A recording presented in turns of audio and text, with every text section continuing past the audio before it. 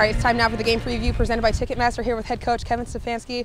Kevin, a big win over an AFC North opponent last week. How good did that one feel? Felt good. We talked all week about how much work the guys were putting in to this and how hard we're working in this building and on these practice fields, and you want to feel good about all that work. So I thought the guys took the practice field to the game field and did a nice job. I know you guys take things one game at a time, but with all the adversity you guys have faced early in this season, what can a win like that really do for the locker room? We've talked about this with our guys, and when you're in that locker room after a win, it's some good feelings and some good vibes, and guys are excited about it. So we had missed that for a few weeks. So just to get back to feeling good about what we're doing, I think was important. You guys had some big changes last week. Two names that everyone's talking about, Jameis Winston at quarterback and DeJuan Jones at left tackle. How do you think those two fared last week? I thought both did a nice job. Obviously, Jameis played really well, got the AFC Player of the Week. It's great for Jameis. It's also great for the offense. You have to protect the quarterback. You got to catch those balls and that type of thing. So excited for him to be recognized. And then DeJuan playing for the first time at left tackle. I thought he did a nice job. Definitely can improve in that area, but I thought he did a nice job. All right, another home game for you guys hosting the LA Chargers. They have a new head coach, Jim Harbaugh, a name that people know here in Ohio pretty well. What has he brought back to the NFL as a head coach? Yeah, I mean, they're playing a very distinct brand of football with Coach Harbaugh. It's a very physical group, both on their offense and their defense, and that's what he did at Michigan as well. So it's a really difficult challenge for a bunch of different reasons. Let's talk about their offense. Justin Herbert at quarterback. What has he shown you on tape this season specifically? Very, very talented. The arm talent is off the charts. I don't know if there's anybody who has, maybe they equal his arm talent, but can make plays from the pocket, can make plays off schedule. He's athletic, and then he's doing a good job in their play actions. I mean, they run the ball effectively, and then they set up all their play actions, and he's able to drive the ball to all areas of the field. Let's talk about some of their weapons. Two names that are getting a lot of action in the passing game, Will Disley and rookie Ladd McConkey. How do you prepare for those two, and what are they showing you when you're watching that tape? Disley does a nice job. He's a veteran that we've played against before.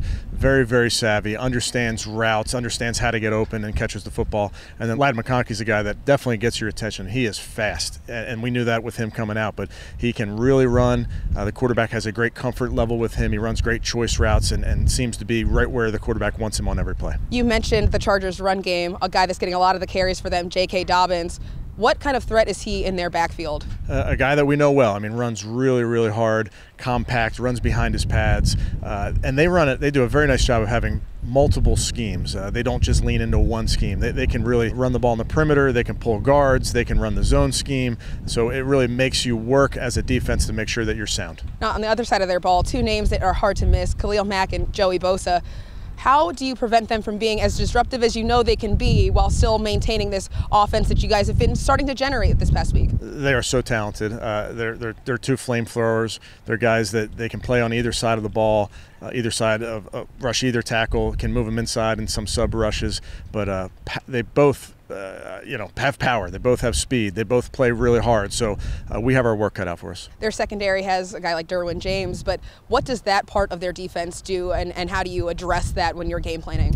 Really talented back end. Derwin James is a guy who they use in that role like Kyle Hamilton does Baltimore. So you'll see him at nickel, you'll see him at dime, you'll see him at the safety. He's at all levels of the field, and he can cover you, and he can really fit the run as well. Now, we talk about turnover margin a lot in this game, right?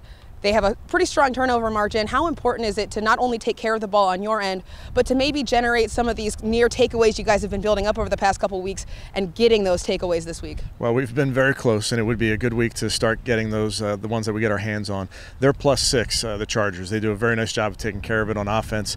They've taken it away, I think, 10 times on defense. So we have to win the turnover margin. It's the #1 stat between winning and losing. All right, of course, special teams. You guys had a really strong special teams week last week. How do you bring that into this week, and what does the matchup look like with the special teams units from the Browns and the Chargers? Yeah, they're very talented. They have very good specialists. Their punter has a huge leg. I think he leads the league in hang time.